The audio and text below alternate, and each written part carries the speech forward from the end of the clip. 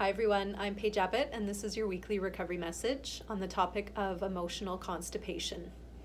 Well, just like our bowels and gastrointestinal tracts can get constipated, guess what? So can our emotional world.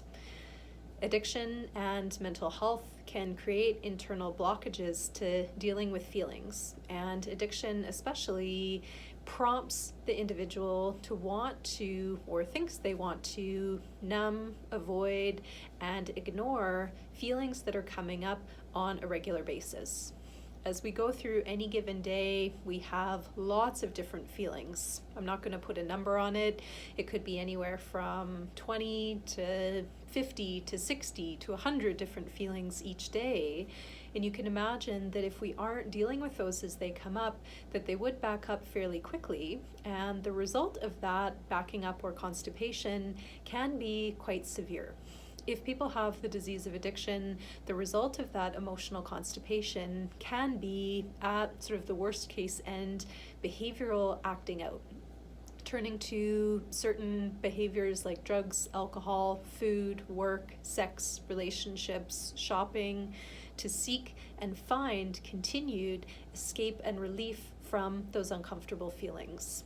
It can also generate addictive thinking, just the brain rationalizing, minimizing, justifying what's happening.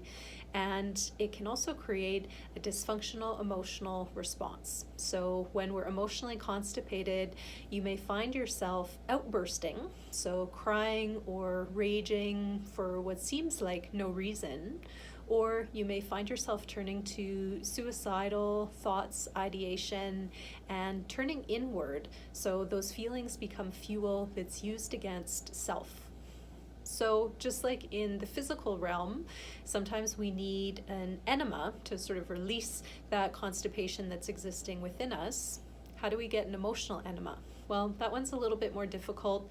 There's no magic tool or strategy that will prompt that sudden and flooding of release of feeling, but that's okay. Sometimes we need the feelings to be released in more gradual drips and drabs rather than flood, which can be overwhelming.